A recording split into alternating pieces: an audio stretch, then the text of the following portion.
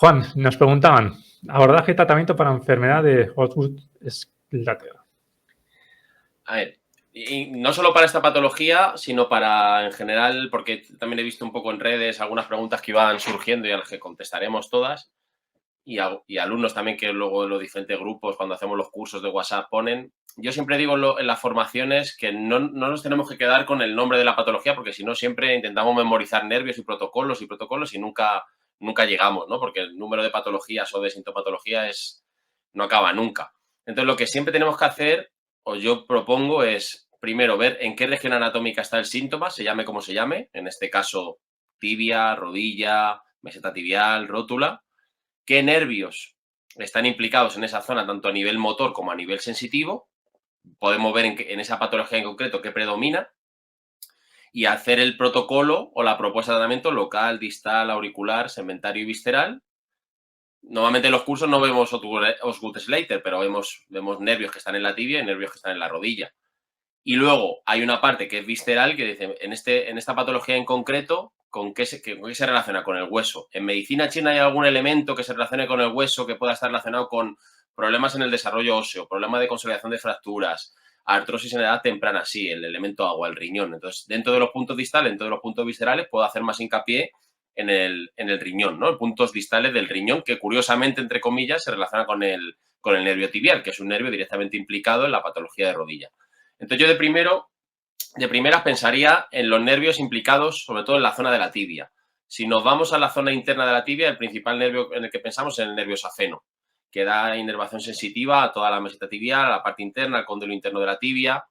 Tiene una rama justo infrarrotuliana, el nervio safeno, que lo abordamos más o menos en bazo 10, bazo 11. Luego tenemos ramas geniculadas o geniculares de la rodilla, que dentro de nuestro protocolo de rodilla la llamamos los ojos de la rodilla, es decir, nos íbamos al polo inferior de la rótula, tendón rotuliano, y luego lateralmente al tendón rotuliano teníamos los ojos de la rodilla, son ramas articulares, y luego podríamos trabajar el nervio femoral también, ¿no? Porque el nervio femoral inerva a todo el cuádriceps, vasto interno, vasto externo, recto anterior. Entonces, esa es la propuesta. Y luego también en la parte más lateral de la tibia, aunque normalmente los Osgood-Schlatter dan más en la parte interna, pero en la parte externa de la tibia tenemos en la cabeza del peroné, ya más en el peroné, no en la tibia, tenemos el nervio peroneo común y el peroneo superficial. Pero yo pensaría primero en el safeno, sobre todo tenemos un gran punto del safeno en la parte interna de la tibia, que es bazo 9, en irnos un poquito más arriba del safeno, en bazo 10, bazo 11, donde cogemos la rama infrarrotuliana del nervio safeno, que va justo a esa zona de sintomatología de los Osgood-Schlatter, los puntos intraarticulares, que son los ojos de la rodilla, y luego pensar en el nervio femoral. Eso de primeras, a nivel local. Y luego pensamos a nivel distal. La primera opción a nivel distal es irnos a puntos comodines que utilizábamos como comodín, ¿no? Que decíamos en las formaciones, en los diferentes webinars. Hemos dicho que había 4 puntos en extremidad superior y 4 puntos en extremidad inferior, que eran más moduladores del ortosimpático y del parasimpático, ¿no? Entonces lo vemos, normalmente en las presentaciones lo ponemos. Entonces lo que hacemos normalmente en cada patología es intentar hilar un poquito más fino, es decir, dentro de los puntos distales en medicina china, qué punto se relaciona o qué meridiano se relaciona con la rodilla y con el hueso, el riñón. Entonces, ¿qué puntos distales del riñón conocemos? Riñón 3. Entonces, sería una opción de elegir puntos distales moduladores del sistema nervioso autónomo que además cumplan con ciertas indicaciones o matices que se propone en medicina china, porque en medicina china el riñón se relaciona con el hueso y con la rodilla. Entonces, esa sería un poquito la idea. Y luego ver si a nivel visceral hay alguna sintomatología también implicada a nivel de orina, pero bueno, esto normalmente suele dar más en niños y demás, y normalmente no suele haber mucha sintomatología en niños y adolescentes, sino suele haber mucha sintomatología visceral asociada.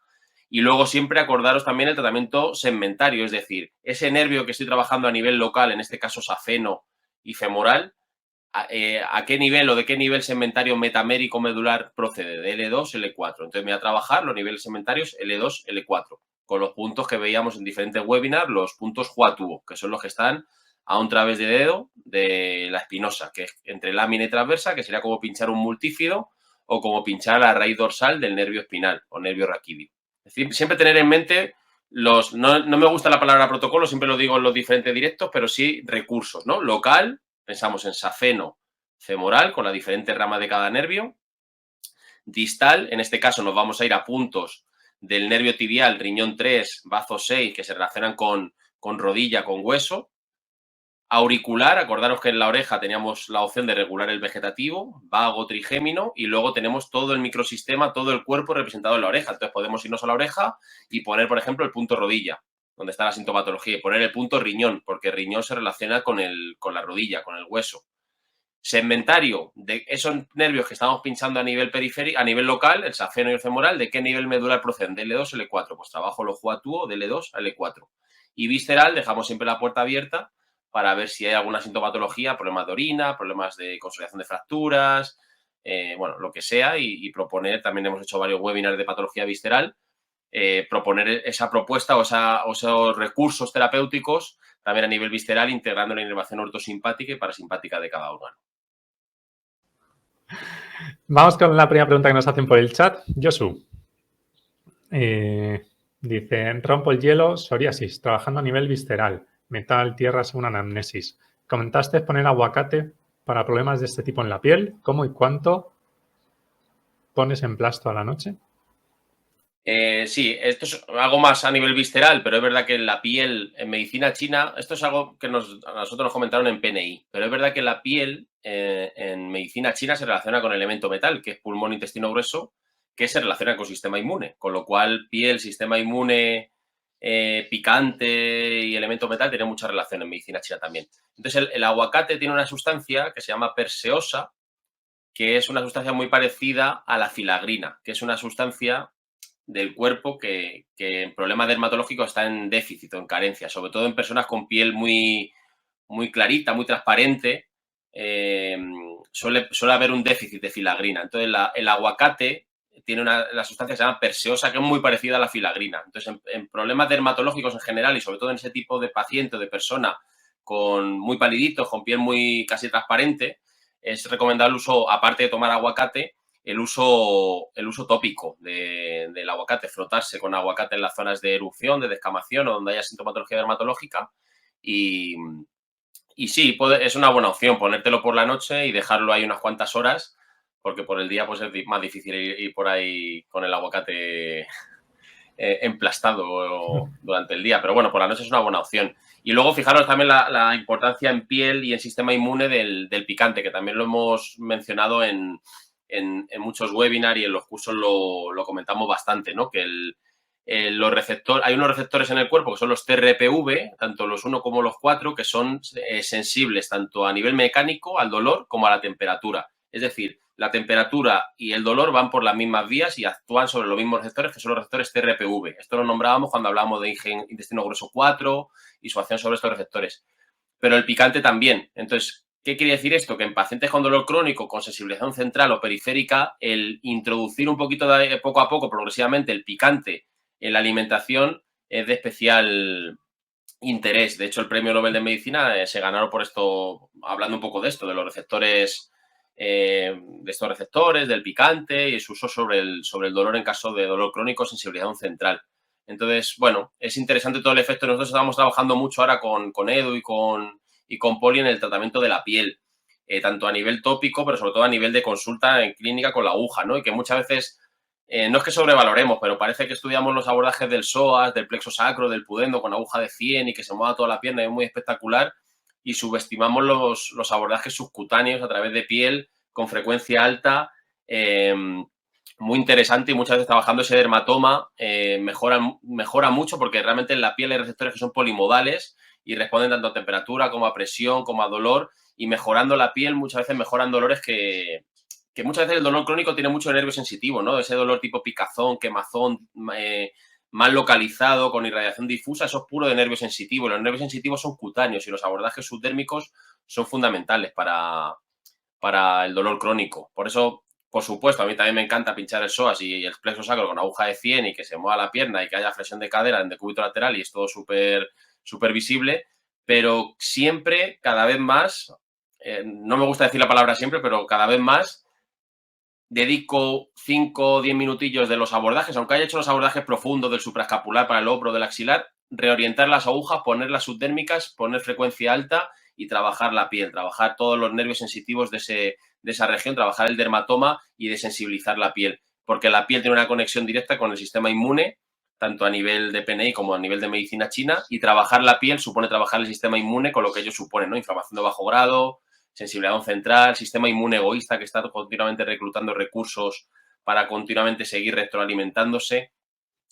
Por eso también estamos dando mucha importancia cada vez más al guante, trabajar a nivel transcutáneo y, bueno, muy importante la piel, tanto a nivel tópico, ha salido el tema por la pregunta de Josu, pero tanto a nivel tópico como a nivel manual, ¿no? Que siempre igual, estudiamos miofascial y queremos, nos enseñan las técnicas superficiales y decimos, vaya mierda, yo quiero las técnicas profundas y meter el dedo ahí, que se mueva la pierna. Y muchas veces las técnicas superficiales son las que te dan la clave, ¿no? Entonces, bueno, romper una lanza a favor de la piel y de las técnicas cutáneas superficiales, aun gustándonos mucho y que siendo muy valiosas también las profundas, por supuesto. Eso siempre. Qué guay, Josu. Si tienes alguna duda, ya sabes que puedes volver a escribir. Pero creo que acaba de dar una masterclass sobre aguacate, tratamiento y sobre todo de Miguel Moreno. Decía, qué gusto escucharle, licenciado. Así que, qué bien. Bueno, Fares nos ha dejado una pregunta y, bueno, yo creo que te he escuchado una vez decirlo, que muchas veces, ahora la leeremos, pero en realidad lo que tenemos que hacer es darle calidad de vida al paciente, que hay muchas veces que es complicado poder hacer ciertas cosas en ciertos momentos. Así que nos comenta postoperatorio de arteria aorta y cicatriz de 25 centímetros longitudinal en esternón y cicatriz en pectoral izquierdo, limitación de movimiento de hombro en abducción y rotación interna y afonía. Calidad de vida. ¿Cuál es la pregunta? ¿No? Claro, lo dejamos ahí abierta. Claro, supongo que será qué puedes hacer, sí. Supongo que para mejorar la limitación del movimiento, para la afonía, pues, bueno, pues una pastilla, no un jarabe.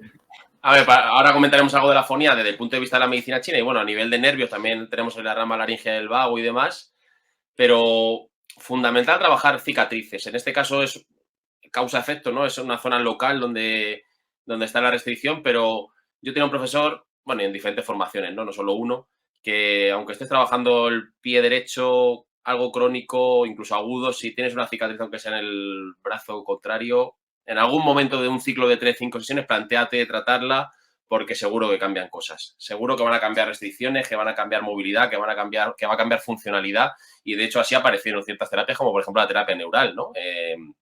A través de trabajar una cicatriz que ya no sabe el terapeuta qué hacer, y decir, pues voy a trabajar esto y voy a ver cómo cambia el movimiento y evidentemente cambia. Entonces, bueno, la cicatriz la trabajaríamos como la trabajamos en las formaciones, rodeando a nivel longitudinal, transversal y en diagonal, formando como una estrella. Normalmente, depende del tamaño de la cicatriz, se ponen unas 8 agujas, haciendo la cama, por así decirlo, a la cicatriz. Muy interesante, aparte de la electro, el enrollar la aguja. El enrollar la aguja para que la fascia se enrolle a través de la aguja y luego despegar, traccionar. Es una técnica que se utiliza mucho en fascia, ¿no? Hay una doctora que también nombramos mucho en los webinars, que es la doctora Langevin, Helen Langevin, que es una doctora canadiense que tiene varios artículos relacionando tejido conjuntivo y fascia y meridianos y puntos de acupuntura, y ella habla de traducir términos de medicina china a conceptos más de fascia y tejido conjuntivo, y cómo manipular la aguja y todo ese estímulo mecánico cambia un poco el perfil de fibroblasto, cómo cambia el tipo de colágeno, de tipo 1 a tipo 4, y cómo manipular la aguja. Y luego encima, si le ponemos corriente, pues una cicatriz fundamental. Entonces, bueno, yo trabajaría la cicatriz, así como os he comentado. Y luego, en cuanto a la afonía, habría que ver el resto de sintomatología. Normalmente la afonía en medicina china, acordaos que esta es la frase que le gusta a Borja, un grano no hace granero, pero ayuda al compañero, que quiere decir que no es suficiente decir tengo afonía para decir tengo un problema de corazón o de pulmón, pero bueno, suma junto con el resto de síntomas. Entonces, lo que es la voz en medicina china nos orienta mucho a pulmón y a corazón. ¿Esto qué quiere decir? Que la afonía normalmente tiene que ver con la esfera funcional de pulmón, sistema inmune, piel, respiración, patología respiratoria, y con elemento fuego, corazón, patología emocional, ¿no? Entonces, bueno, el hombro, además, he visto, sí, es pectoral. El hombro en medicina china es muy sistema inmune. Los meridianos que pasan por el hombro son pulmón, intestino grueso, intestino delgado, y el elemento fuego se relaciona con los vasos sanguíneos. Ahí pone algo de la arteria aorta. Bueno, es información que recogemos y luego lo vemos todo en perspectiva. Faltarían más datos, pero bueno, sí que puedes ir entrelazando un poquito la sintomatología del paciente y ver en conjunto si tiene que ver esa afonía con los problemas de hombro, con el problema emocional, con problemas del sistema inmune, o no. Hay puntos, estómago 9, que está por delante del esternocleidomastoideo, que son rama laringea del vago. Hay un punto aquí que trabaja el hipogloso, el glosofaringeo, que es REMAI 23, REMAI 22. Y luego a nivel distal, sobre todo son puntos de corazón los que trabajan a nivel de afonía, corazón 7, corazón 5, corazón 6. Pero esos puntos de corazón se relacionan más normalmente cuando hay un desencadenante emocional. Personas que pierden la voz o que se le queda una voz muy finita cuando tienen un desencadenante emocional o que se resfrían con frecuencia, ¿no? Eso nos orienta mucho a metal, al sistema inmune, lo que hemos comentado antes. Pero habría que ver el resto de sintomatologías para ver si está entrelazada una cosa u otra o no.